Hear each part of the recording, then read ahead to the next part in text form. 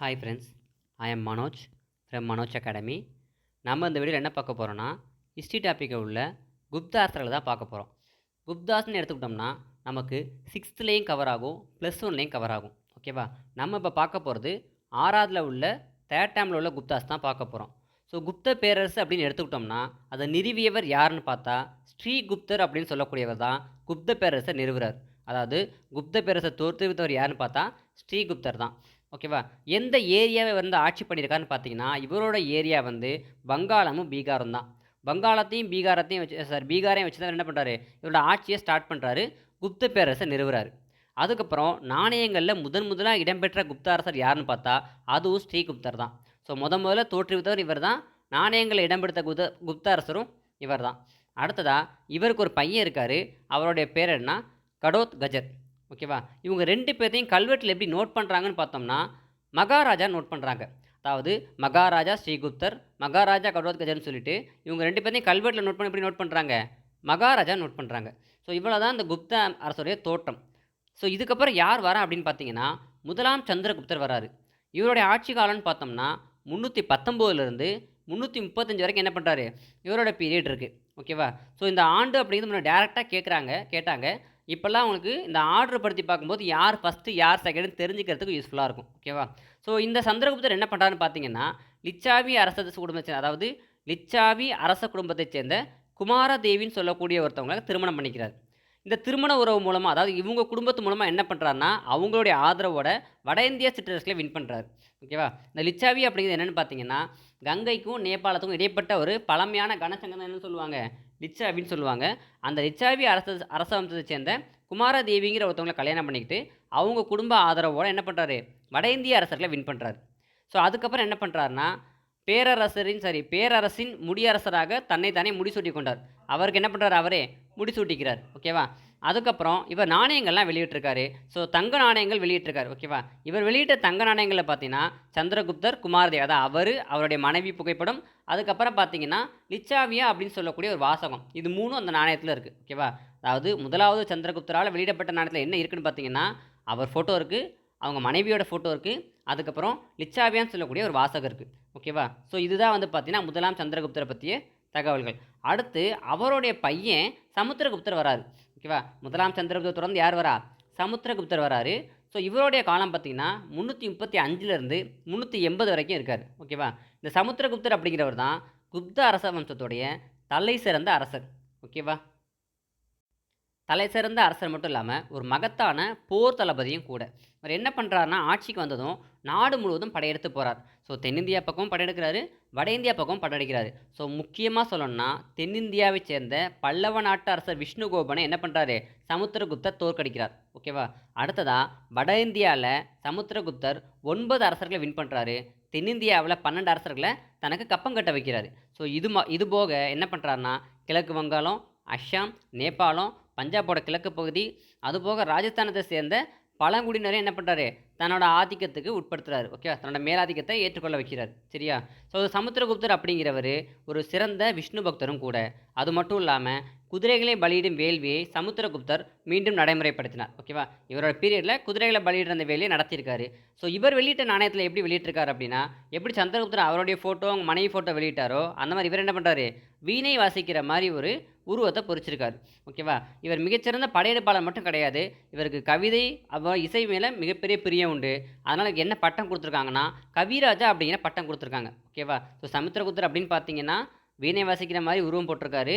So அவர் கவிராஜாங்கிற பட்டம் உண்டு.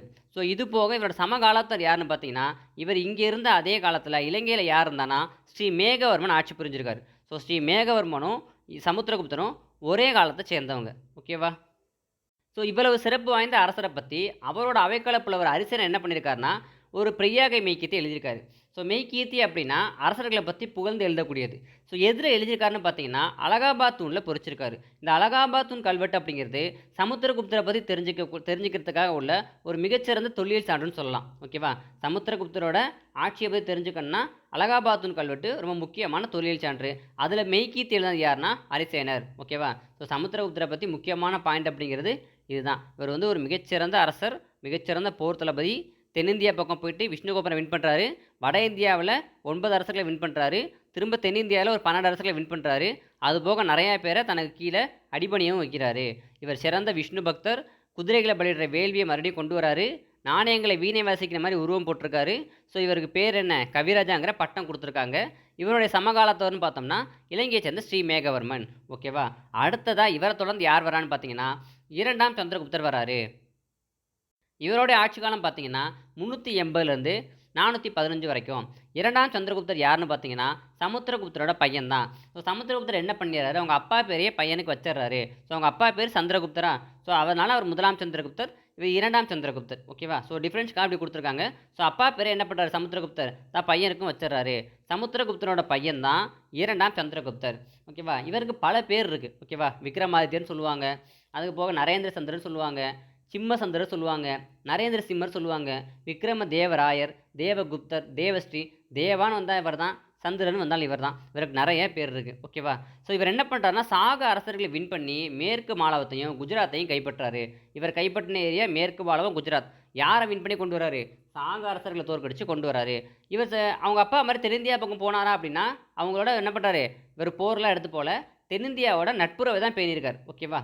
அடுத்ததாக பார்த்தீங்கன்னா குதுபினாருக்கு அருகே உள்ள இரும்பு தூணை இவர் தான் கட்டினார்னு சொல்கிறாங்க. ஓகேவா. இது இப்போ முக்கியமான விஷயம் என்னென்னு பார்த்தீங்கன்னா பாகியான்னு சொல்லக்கூடிய ஒரு சீன பௌத்த அறிஞர் என்ன பண்ணுறாரு, இவரோட பீரியர்கள் தான் வரிய தரார். ஓகேவா. அது ரொம்ப முக்கியமான பாயிண்ட்டு. ஸோ அதுக்கப்புறம் பார்த்தீங்கன்னா நவரத்தினங்கள் அப்படின்னு சொல்லக்கூடிய 9 பேர் கொண்ட அவையை என்ன பண்ணியிருந்தார் இவர் வச்சுருக்காரு. ஸோ அது யாரெல்லாம்னு பார்த்தீங்கன்னா காளிதாசர், அரிசேனர், அமர்சிம்மர், தன்வந்திரின்னு சொல்லிட்டு இந்த லிஸ்ட்டு கொடுத்துருப்பாங்க. டேப்லெட் காலம் படித்து பாருங்கள். இது ரொம்ப ரொம்ப முக்கியம். ஷார்ட்கட் மாதிரி இப்போ ஞாபகத்தில் வச்சுக்கோங்க. இது நிறையா தடவை எக்ஸாமில் பொறுத்துகளை கேட்டிருக்காங்க. ஓகேவா. ஓகே. அடுத்ததாக பார்த்தீங்கன்னா 2ஆம் சந்திரகுப்தரை தொடர்ந்து அவரோட பையன் 1ஆம் குமாரகுப்தர் வராது. இந்த குமாரகுப்தர் எப்படி சொல்லணும்னா புகழ்பெற்ற நாலந்தா பல்கலைக்கழகத்தை உருவாக்கியவர் யாருன்னு பார்த்தீங்கன்னா இந்த குமாரகுப்தர் மட்டும்தான். ஓகேவா. ஸோ அதுக்கப்புறம் அவரை தொடர்ந்து யார் வரான்னு பார்த்தீங்கன்னா ஸ்கந்தகுப்தர் வராரு. ஸ்கந்தகுப்தர் பீரியடில் என்ன நடக்குதுன்னா ஒரு முக்கியமான இன்சிடென்ட்டு, ஹூனர்கள்னு சொல்லக்கூடியவங்க படையெடுத்து வராங்க. அந்த படையெடுப்பை யார் ஃபேஸ் பண்ணுறா, ஸ்கந்தகுப்தர் தான் ஃபேஸ் பண்ணுறாரு. ஸோ ஹூனர்களை தோற்கடிச்சு விரட்டியும் விட்டுறாரு. பட் இருந்தாலும் ஒரு 12 வருஷத்துக்கு அப்புறம் என்ன பண்ணுறாங்க, திரும்ப ஹூனர்கள் மறுபடியும் திரும்ப வந்து குப்த பேரரசை வின் பண்ணுறாங்க. ஓகேவா. ஸோ இந்த புகழ்பெற்ற குப்த பேரரசுடைய கடைசி பேரரசர் அப்படின்னு பார்த்தீங்கன்னா பாலாதித்யான்னு சொல்லக்கூடிய 1ஆம் நரசிம்மகுப்தர் தான். இவர் என்ன பண்ணுறாரு அப்படின்னா மிகிரகுலருக்கு கப்பம் கட்டி வந்துட்டு இருக்காரு. பட் இவர் பௌத்த மதத்தை ரொம்ப ஃபாலோ பண்ணுறாரு. ஓகேவா. பட் மிகிரகுலர் என்ன பண்ணுறாங்க, அவங்களுக்கு இவர் கப்பம் கட்டினாலுமே அவங்க வந்து பௌத்தத்தை பகமையோடு பார்க்குறாங்க. ஸோ இதனால இவங்க 2 பேருக்கு செட் ஆகலை. இவர் என்ன பண்ணுறாரு, அவங்களோட சண்டை போட்டு மிகிரகுலரை வின் பண்ணவும் செய்கிறாரு. பட் இதனால் மிகிரகுலர் என்ன பண்ணுறாங்க அப்படின்னு பார்த்தீங்கன்னா பாலாதித்யார் என்ன பண்ணுறாங்க, வஞ்சகமாக மகதத்தை வெளியேற்றிடுறாங்க. ஓகேவா. ஸோ இந்த பாலாதித்யாரோட என்ன பண்ணிருச்சுன்னா குப்தர்களுடைய பேரரசர் முடிஞ்சிட்டாங்க. அடுத்து கடைசியாக குப்த அரசர் ஒருத்தர் இருக்கார். ஸோ பேரரசர்னா மிகப்பெரிய ஆட்சி பரப்பு என்ன பண்ணியிருப்பார், இவர் ஆட்சி புரிஞ்சிருப்பார். பட் பேரரசர் அப்படின்னு பார்த்தோம்னா ஒரு சின்ன பகுதி தான் என்ன பண்ணியிருப்பார், ஒரு ஆட்சியில் வச்சிருப்பார். ஸோ கடைசி அரசர்னு பார்த்தீங்கன்னா விஷ்ணுகுப்தர் தான். ஓகேவா.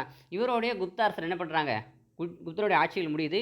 அடுத்தவுடைய நிர்வாகம் பற்றி நம்ம பார்ட் 2 வீடியோவில் பார்ப்போம். ஓகேவா. ஸோ கடைசி குப்த பேரரசர்னா பாலாதித்யான்னு சொல்லக்கூடிய 1ஆம் நரசிம்மகுப்தர் தான். ஸோ கடைசி குப்த அரசர்னு பார்த்தோம்னா விஷ்ணுகுப்தர். ஓகேவா. தேங்க்யூ.